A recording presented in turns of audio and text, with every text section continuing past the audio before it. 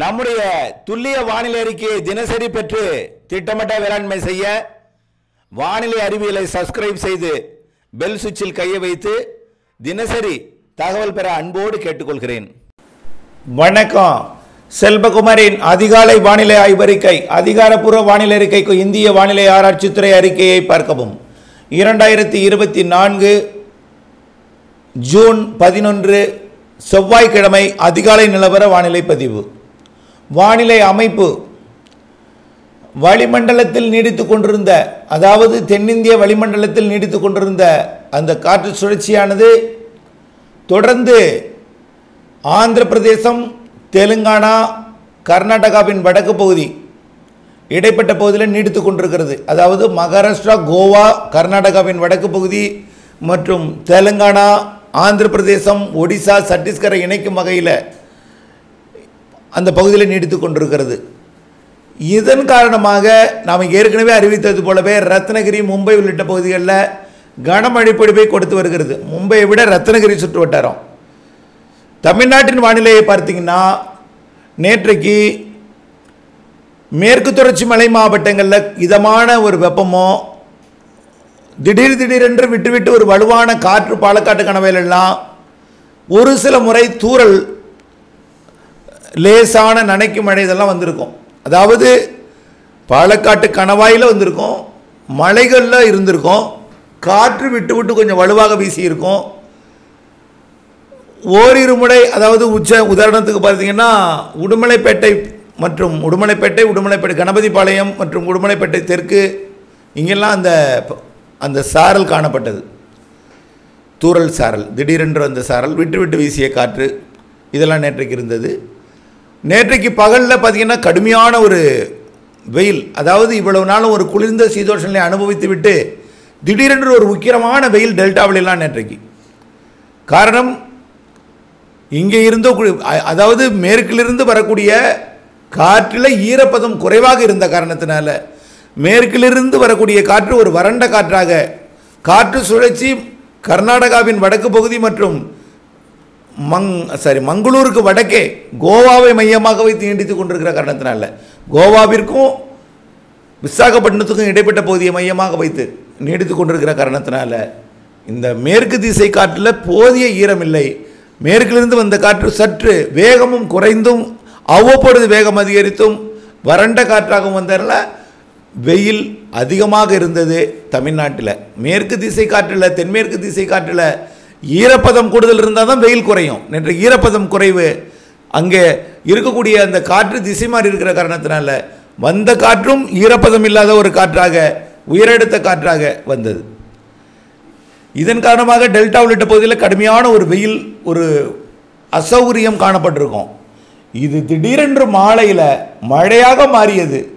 முன்னிரவில் 6 மணிக்கு மேல் 7:30-8 மணி வரைக்குமே டெல்டாவில் மழைப்பொழிவை கொடுத்தது. அந்த மழைப்பொழிவு தஞ்சாவூர் மாவட்டத்தோட தெற்கு பகுதி, அதாவது ஒரத்தநாடு தஞ்சாவூர் இடைப்பட்ட பகுதி, ஒரத்தநாடு பகுதி, மன்னார்குடி பகுதி, வடுவூர் பகுதி, நீடாமங்கலம் மற்றும் அப்படியே கூத்தாநல்லூர், திருவாரூர், திருக்குவளை, அப்படியே கீழ்வேலூர், நாகப்பட்டினம் வரைக்கும், வேளாங்கண்ணி, திருக்குவளை இது வரைக்கும் ஒரு நல்ல மழைப்பொழிவு. திருத்துறைப்பூண்டி அதற்கு தெற்கே தூறலை கொடுத்தது. ஆலத்தம்பாடி உள்ளிட்ட பகுதிகளில் நல்ல மழைப்பொழிவை கொடுத்துருக்கோம். அதற்கு வடக்கு பகுதியில், அதாவது சுருக்கமாக சொல்லப்போனால் திருவாரூர் மற்றும் அதன் சுற்றுவட்டார பகுதி, கூத்தாநல்லூர் அதன் சுற்றுவட்டார பகுதி, திருக்குவளை அதன் சுற்றுவட்டார பகுதி, கீழ்வேலூர் அதன் சுற்றுவட்டார பகுதி நல்ல மழைப்பொழிவு பொழிந்திருக்கும்.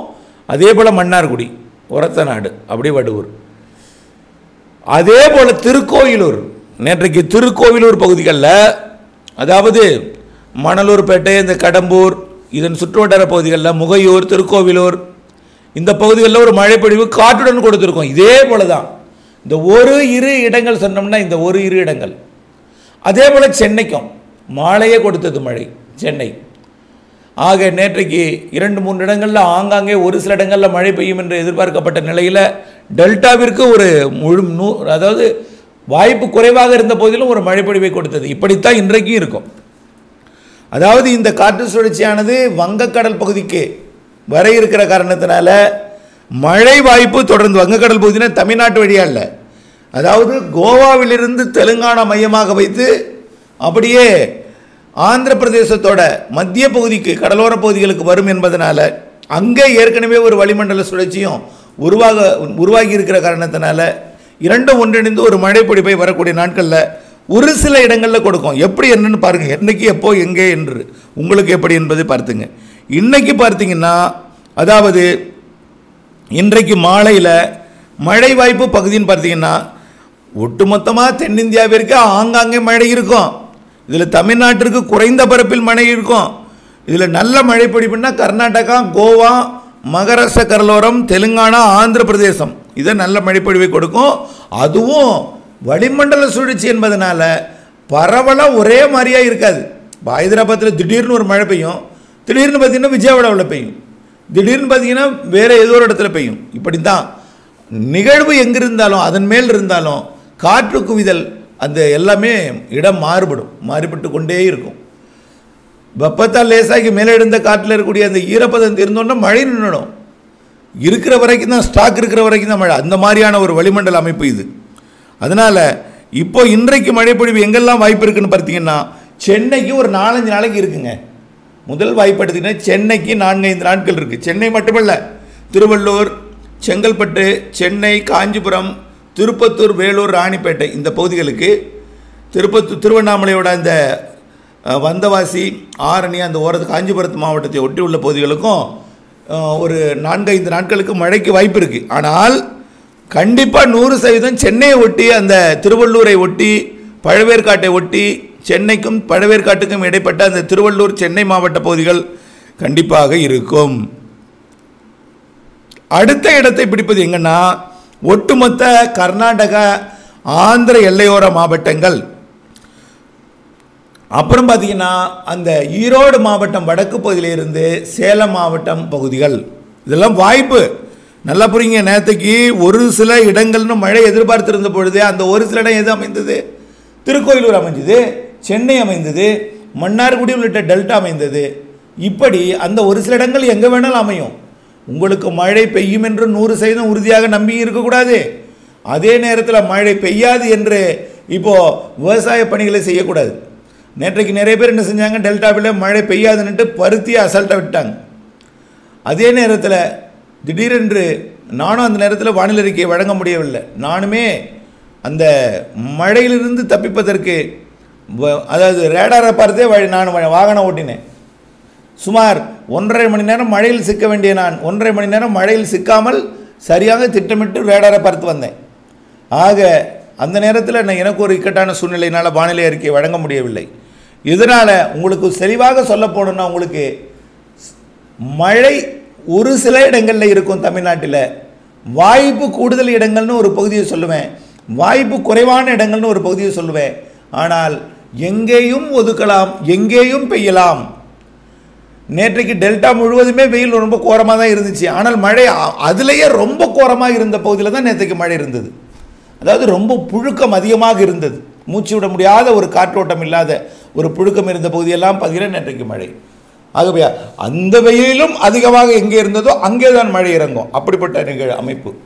அதன் அமைப்பாக நேற்றைக்கு தான் இந்த டெல்டாவிலையும் திருக்கோயிலூர், சென்னை இந்த பகுதியெல்லாம் பொழிந்து, இன்னும் சில இடங்களில் பொழிந்து இருக்கும். எனக்கு அதை நான் தொடர்ந்து கண்காணிக்கவில்லை நேற்றைக்கு. அதன் அடிப்படையில் இன்றைக்கு மழை பொழிவு கேரள எல்லையோரத்தில் மலைப்பகுதியில் மட்டும் சாரல், கணவாய் பகுதிகளில் காற்று, தூறல் துளிகள் வரலாம், அவ்வளவுதான். அப்புறம் கர்நாடகா, ஆந்திர எல்லையோர பகுதிகளில் ஒரு சில இடங்களில் மழை இருக்கும், எங்கேயும் இருக்கலாம். உள்ளேயும் ஒரு சில இடங்களில் வட உள் பகுதிகளில் இருக்கலாம். மேலும் பார்த்தீங்கன்னா இந்த ராமநாதபுரம் மாவட்ட பகுதி, அதாவது ஆரியங்காவு கணவாயிலிருந்து வரக்கூடிய காற்று, அதில் இருக்கக்கூடிய வெப்பத்தை எடுத்துக்கொண்டு நீராவியை கொண்டு வந்து கடலோரம் குவிக்கிற காரணத்தினால தெற்கு திசை காற்று சந்திப்பை கடலோரம் ஏற்படுத்தும் என்பதனால ராமநாதபுரம், புதுக்கோட்டை, சிவகங்கை, மதுரை இந்த பகுதிகளில், அதாவது தெற்கு டெல்டா, புதுக்கோட்டை, ராமநாதபுரம், சிவகங்கை, மதுரை இந்த மாவட்டங்களில் மழைக்கு வாய்ப்பு தெரிகிறது. ஒரு சில இடங்களில், அதுவும் பார்த்தீங்களா எங்கெங்கே சொல்லியிருக்கேன், ஆந்திர கர்நாடக எல்லையோரம் மற்றும் வட உள் மாவட்டங்கள் ஒரு சில இடங்கள், டெல்டாவில் ஓரிரு இடங்கள் இருக்கலாம். தெற்கு டெல்டாவில் வாய்ப்பு கூட ராமநாதபுரம், புதுக்கோட்டை, சிவகங்கை, மதுரை மாவட்டத்தில் வாய்ப்பு தெரியுது. இதை நம்ம சொல்லியிருக்கிறது. அடுத்து பார்த்தீங்கன்னா அடுத்தது சென்னைக்கு கண்டிப்பாக வாய்ப்பு இருக்குன்னு ஏற்கனவே சொல்லியிருக்கோம். நாளைக்கும் வாய்ப்பு இருக்குது சென்னைக்கு, இன்றைக்கும் வாய்ப்பு இருக்குது சென்னைக்கு, சென்னை ஒட்டி உள்ள மாவட்டங்களுக்கு தொடர்ந்து வாய்ப்பு இருக்குது. இப்படித்தான் சென்னையை பொறுத்த வரைக்கும் ஒரு 4-5 நாட்களுக்கு வாய்ப்பு இருக்குது. வட உள் இந்த அறிவிக்கப்பட்ட இந்த இடத்துல தொடர்ந்து ஒரு 4-5 நாட்களுக்கு வாய்ப்பு இருக்குது. காற்று வரக்கூடிய இடங்களில் மட்டும் கொஞ்சம் மழை வாய்ப்பு குறைவு. அதாவது பாலக்காட்டு கணவாய், ஆரியங்காவு கணவாய், ஆரல்வாய் மொழி கணவாய். ஆக வரக்கூடிய 14ஆம் தேதி வரைக்கும் இந்த நிகழ்வானது 14ஆம் தேதி வரைக்கும் இது வங்கக்கடல் பகுதியை நோக்கி ஆந்திர கடலோரம் நோக்கி அகரத்தில் வானிலையோட அமைப்பு, இருகாற்று இணைவு அமைப்பு, வெப்ப உயர்வு எல்லாமே மாறி மாறி அமைந்து கொண்டிருக்கும். தமிழ்நாட்டில் வரக்கூடிய 14-15ஆம் தேதி வரைக்கும் சென்னையை கண்டிப்பாக மழை கொடுக்கும். ஆங்காங்கே ஒரு சில இடங்களில் திருவள்ளூர் கொடுக்கும், ஆந்திர எல்லையோரம், கர்நாடக எல்லையோரம் கொடுக்கும், வட உள் மாவட்டங்களில் ஒரு சில இடங்கள் கொடுக்கும். நான் சொல்வது எல்லாமே ஒரு சில இடங்கள் தான். சென்னைக்கு தான் கொஞ்சம் கூடுதல் பரப்பு. இது பெய்யும் இடத்துல வலுத்து பெய்யுங்க. நேற்றைக்கு திருக்கோயிலூர் பெய்ததை கேட்டிருந்துருக்கலாம். திருக்கோயிலூரில் நீங்கள் தொடர்பு கொண்டீங்கன்னு தெரியும். திடீரென்று ஒரு காற்றுடன் மழை, திடீரென்று கொட்டி தீர்த்த மழை. இப்படித்தான் ஒரு குறிப்பிட்ட இடங்களில் அதிகமாக இருக்கும், அருகில் ஒதுக்கி இருக்கும். இப்படித்தான் நம்ம அதை சொல்ல வேண்டும். ஆகவே மழை பொழிவை பொறுத்த வரைக்கும் காற்று பகுதிக்கு மட்டும்தான் வாய்ப்பு குறைவுன்னு சொல்லலாம். அதுவும் காற்று இருக்கும், அதுலேயும் தூறல் சாரல் விழும். பிற பகுதிகளுக்கு வெயில் அதிகமாக இருக்கும். மதியத்திற்கு மேல் மாலை இரவிலே ஒரு மழை பொழிவை ஒரு சில இடங்களில் கொடுக்கும். அது எந்த இடத்துலையும் கொடுக்கலாம். ஆகையினால மழை வரும் என்ற முன்னெச்சரிக்கையுடன் இருக்கணும். மழை ஒதுக்கிட்டு கூட போகலாம். அதுக்காக விவசாய பயிர்களை நாம் திறந்து போட்டுறக்கூடாது. தானியங்களையோ அல்லது பருத்தி போன்ற பகுதிகளையோ அது நீங்கள் முன்னெச்சரிக்கையுடன் எப்போதுமே இருக்கணும் 14ஆம் தேதி வரைக்கும். அதுக்கப்புறம் ஒரு 2 நாளைக்கு கொஞ்சம் இடைவெளி கொடுத்து பிறகு மீண்டும் அடுத்த காற்று சுழற்சி மழை தரப்போகிறது என்பதையும் தெரியப்படுத்த விரும்புகிறேன். 20ஆம் தேதியிலிருந்து கர்நாடகா ஆந்திர எல்லையோரத்திலிருந்து கேரளா எல்லையோரம் அடுத்ததாகவும் மாத இறுதி வாரத்தில் மழை பொழிவு சற்று பரவலாக இருக்கும் என்பதையும் அதை அறிவிக்கிறேன். தொடர்ந்து வானிலை அப்டேட்ஸுடன் இணைந்திருந்து பணி செய்து லாபமடைய அன்போடு கேட்டுக்கொள்கிறேன். நன்றி.